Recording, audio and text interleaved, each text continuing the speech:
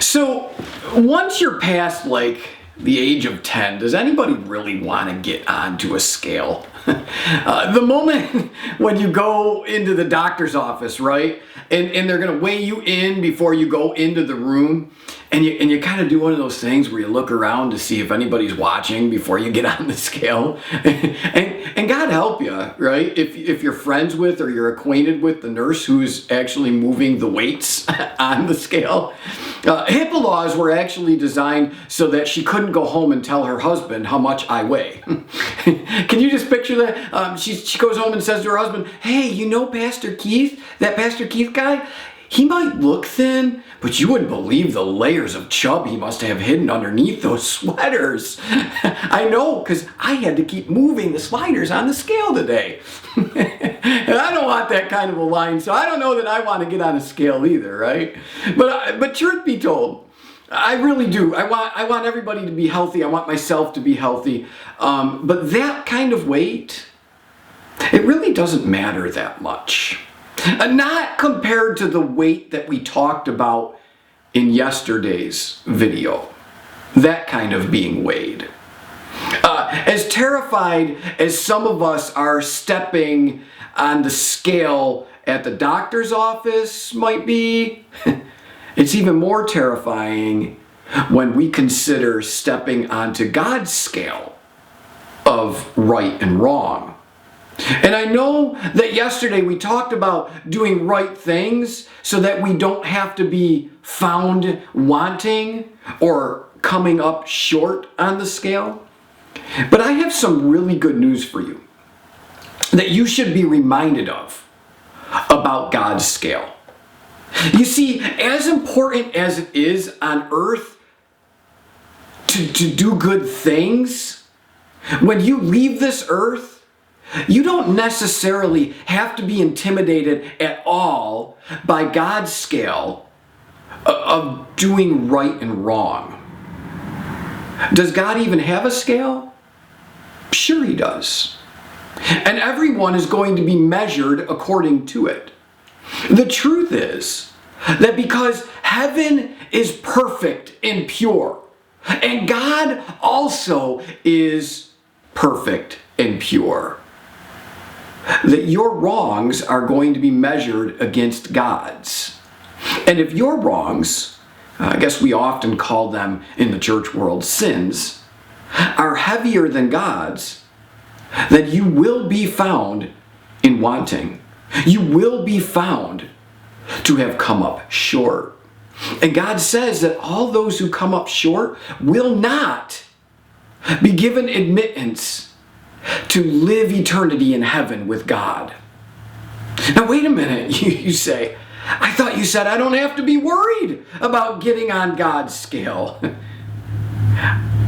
And you might say, I know how imperfect I can be sometimes, and my imperfections will certainly be heavier than God's perfect will. To which I would say, yup, me too. I know my sins would weigh heavy on that scale. But here's why you don't have to be worried.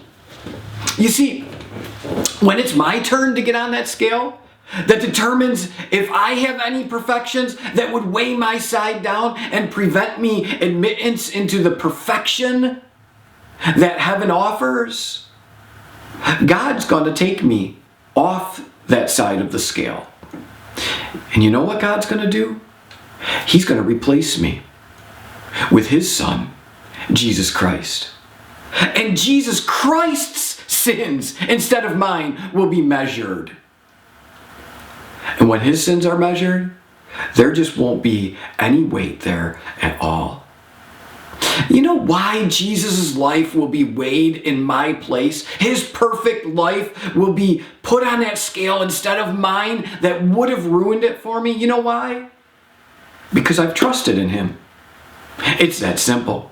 The Bible tells us that if you will believe in Jesus Christ and his perfect life that was sacrificed on the cross, that his perfect life will replace your imperfect and sinful and scarred and dirty life. And when God then measures you, he will instead measure his son, Jesus Christ. Because of that, I am forgiven. I am wiped clean. And therefore, at that point, I don't ever have to worry about being weighed again, or measured, or found in wanting, or coming up too heavy on the scale. Instead of hearing those words about being found in wanting, there are some other words that I really look forward to hearing because of what Jesus Christ did for me, the Jesus Christ that I believe in so much. What are those words? Well done, good and faithful servant. Enter thou into the joy of the Lord. In fact, the whole passage comes from a parable that Jesus taught. And the verse actually goes like this in the New International Version. Matthew chapter 25 and verse 21 says this. His master replied, in the parable Jesus says, his master replied, well done, good and faithful servant. You have been faithful with a few things, so I will put you in charge of many things. Come now and share your master's happiness. Isn't that great? Well, you're here on earth. The most important thing you can do is trust Jesus Christ to rescue you from the wrong that you have done, are doing, and will do. After that, just be faithful with what God gives you, and he'll give you even more. And then, when your job is all done here on earth, you don't have to worry about your weight being recorded in heaven and announced to everyone. Because instead of a scale that you have to step on, the scale will have Jesus Christ step onto it in your place.